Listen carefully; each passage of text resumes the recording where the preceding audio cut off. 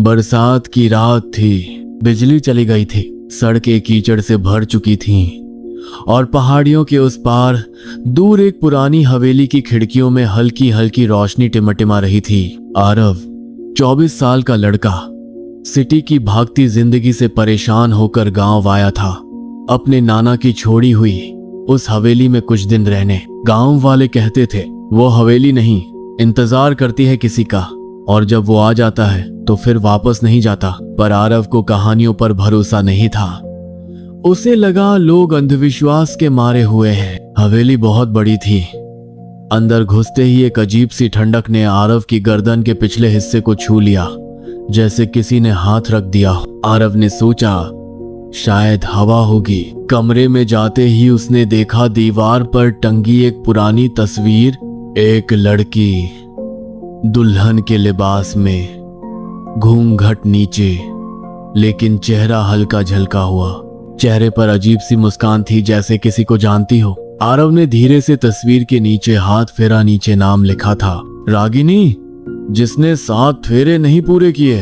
रात हुई। हवेली में अजीब सी खामोशी थी। ना पंखा चलता था, ना खिड़की हिलती थी, मगर आरव को ऐसा लग रहा था जैसे कोई कमरे के बाहर चल रहा हो, धीरे धीरे, पायल की आवाज के साथ। छन छन छन। आरव ने झांक कर देखा, कोई नहीं था, लेकिन जब वो पलटा, उसके बिस्तर पर एक लाल जोड़ा पड़ा था, दुल्हन वाला, भीगा हुआ।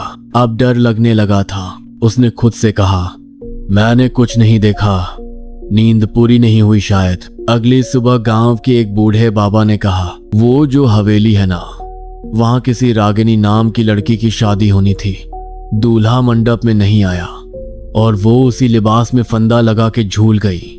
तब से हर उस लड़के को बुलाती है जो अकेला होता है। आरव ने हौस कर बात टाल दी, लेकिन उस रात, आज रात का तीसरा पहर, धीरे धीरे हवेली के सभी दरवाजे खुद ब खुद बंद होने लगे। आरव चिल्लाया, कौन है? कमरे के कोने से आवाज आई, मैं रागिनी हूँ। आरव घबराया। एक साया सामने आया, सफेद चेहरा, लाल जोड़ा और आंखों से काला पानी टपकता हुआ। तुम आ गए हो, अब मेरी शादी पूरी होगी, अब फेरे पूरे होंगे। वो धीरे धीरे आरव के पास आई। हर कदम के साथ हवेली की दीवारें थर्राने लगीं, छत से सिंदूर टपकने लगा।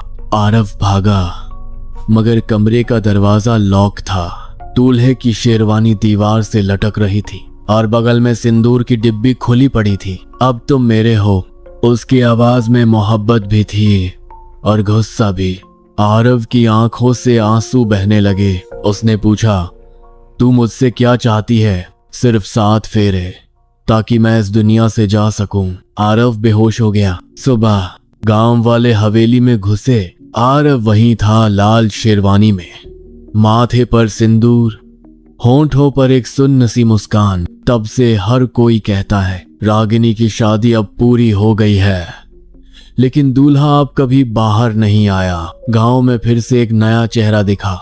श्रेयसी, 22 साल की एक लड़की जो शहर से रिसर्च के लिए गांव आई थी। वो लोक कथाओं और प्रेत हवेलियों पर रिसर्च करती थी।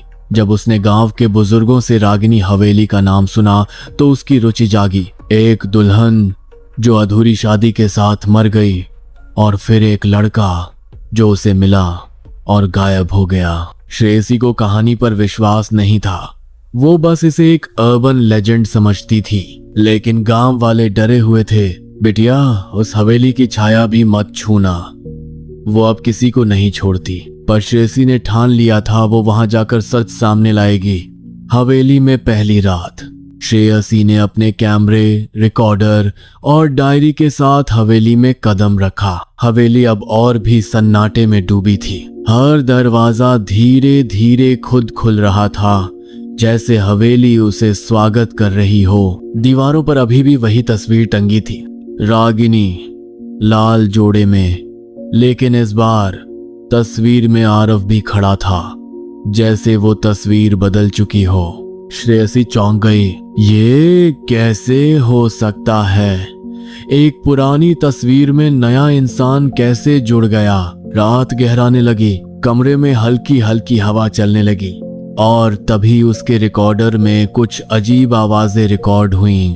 भाग जा, ये हवेली तुझसे भी फेरे चाहती है। श्रेयसी ने कैमरा उठाया और हवेली के अंदरूनी हिस्से में गई, जहां एक कमरा हमेशा बंद रहता था। कमरे का ताला खुद ब खुद खुल गया। अंदर घुप अंधेरा था, लेकिन दीवारों पर हल्दी लगे हाथों के निशान, मेहंदी की खुशबू और एक खाली मंडप सजा था। सामने एक कुर्सी पर शेरवानी रखी थी और उसके सामने लाल जोड़ा। फूल अब भी ताजे लग रहे थे, जैसे किसी की रुकी हुई शादी अब भी इंतजार में है। सच्चाई सामने आती है। श्रेयसी की आंखें डर से फैल गईं। तभी एक धीमी सी आवाज आई, अब मेरी दुल्हन आ गई है। श्रेयसी पीछे मुड़ी। रागिनी खड़ी थी, वही लाल जोड़ा, वही खाली आंखें। मेरी अधूरी शादी अब भी बाकी है, लेकिन अब दुल्हा मैं बनूंगी और तू मेरी दुल्हन। श्रेयसी चीखी, तू मुझसे क्या चाहती है? रागिनी की आत्मा हंसने लगी। मैं एक इंसान नहीं, अब ये हवेली हूं और इस हवेली को हर बार नई दुल्हन चाहिए ताकि मैं हमेशा नई बनकर जिंदा रह सकूं। श्रेयसी भागी, मगर दरवाजे बंद। कांच के शीशे में देखा, वो अब दुल्हन के कपड़ों में थी। आरव की तस्वीर में उसकी जगह श्रेयसी आ चुकी थी। सुबह गांव वाले जब हवेली पहुंचे तो उन्हें कमरे में कोई नहीं मिला, सिर्फ दीवार पर अब एक नई तस्वीर टंगी थी। रागिनी, आरव और श्रेयसी तीनों मुस्कुरा रहे थे और नीचे लिखा था, अब हम तीनों साथ हैं, अब कोई अकेला नहीं है। हवेली अब दुल्हनों से भरी है। आज कुछ समय बाद गांव की सीमा से लगे जंगलों में एक नया लड़का आया। अमित फोटोग्राफर था। उसे अजीब सी तस्वीरें खींचने का शौक था। पुरानी हवेलियां, उजड़े मंदिर, वीरान किले। वो नहीं जानता था कि जिस जगह की ओर उसके कदम बढ़ रहे हैं वो एक हवेली नहीं, एक भूखा पेट है। गांव के बाहर चाय की दुकान पर एक बूढ़ा बैठा था। उसने कहा, बेटा वहां मत जाना, वहां जो हवेली है ना, वो अब घर नहीं, वो अब जिंदा है। अमित मुस्कुराया, बाबा मैं कोई डरपोक नहीं हूं। और उसने उसी रात कैमरा उठाया और निकल पड़ा रागिनी हवेली की ओर। हवेली का स्वागत। दरवाजा खुला खुद ब खुद। हवेली में घुसते ही लगा जैसे जमीन सांस ले रही हो। एक तस्वीर सामने दिखी, रागिनी, आरव, श्रेयसी, और अब उस तस्वीर में एक कोना खाली था, मानो किसी के आने का इंतजार हो। अमित ने सोचा, इसे मैं फोटो में कैद करूंगा। कैमरे से फोटो ली, लेकिन फोटो में दिखा वो खुद उस तस्वीर के बीच खड़ा है। झटका लगा, उसने कैमरा नीचे फेंका। दीवार की घड़ी उल्टी घूमने लगी। छन छन छन। फिर वही पायल की आवाज, मेरी शादी में अब तुम आए हो। अमित ने पलट कर देखा। श्रेयसी खड़ी थी, मगर चेहरा सूना, आंखें गहरी, होठों पर अधूरी मुस्कान। मुझे किसी और की जरूरत नहीं थी, मगर हवेली को चाहिए हर वक्त नया चेहरा। अमित ने कांपती आवाज में पूछा, तुम कौन हो? मैं दुल्हन नहीं हूं, अब मैं खुद ये हवेली बन चुकी हूं। और तभी दीवारों से खून की धाराएं निकलने लगीं। फर्श पर हल्दी के पगचिन्ह बनने लगे, कहीं शहनाइयों की आवाज, और हवेली के हर कमरे में रोशनी। शादी फिर से शुरू हो रही थी। बानास काला मंडप। अमित बेहोश सा खिंचता गया।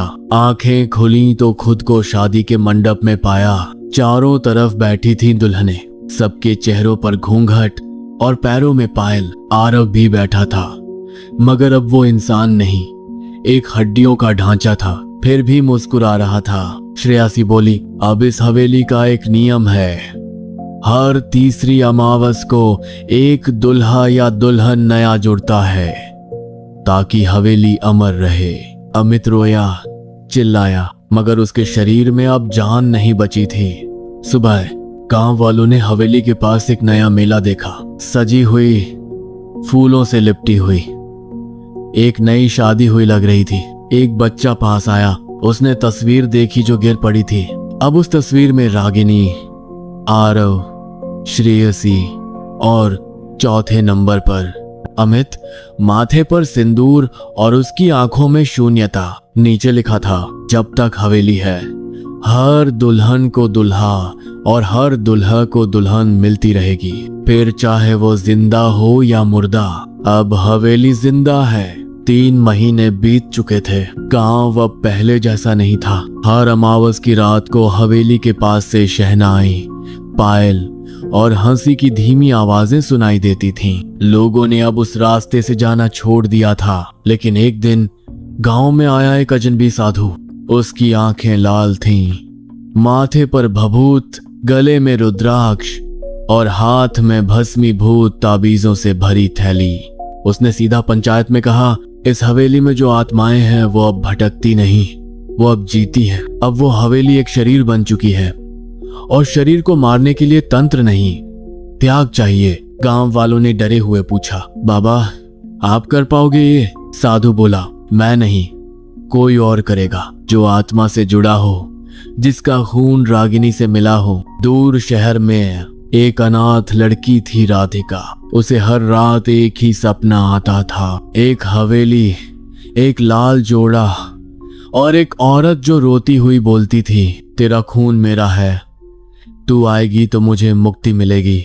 राधिका को कुछ समझ नहीं आता। एक दिन उसने अपने पुराने दस्तावेज देखे और पाया कि उसकी माँ का नाम रागिनी था। वो रागिनी जिसकी कहानी लोग अब किस्सों में डर बनाकर सुनाते हैं। योड होड्स राधिका पहुंचती है हवेली। जैसे ही उसने हवेली का पहला पत्थर पार किया, हवेली की दीवारें कांपने लगीं, पंखे चल पड़े, बत्तियां जगमगाने लगीं, फूल झरने लगे।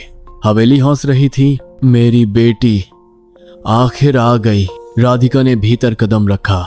हर कोने से उसे आवाजें सुनाई दी, अब तू पूरी करेगी मेरी शादी, तू मेरी आखिरी कड़ी है। कमरे में उसने वही तस्वीर देखी। अब उसमें 5 चेहरे थे, रागिनी, आरव, श्रेयसी, अमित और एक कोना खाली।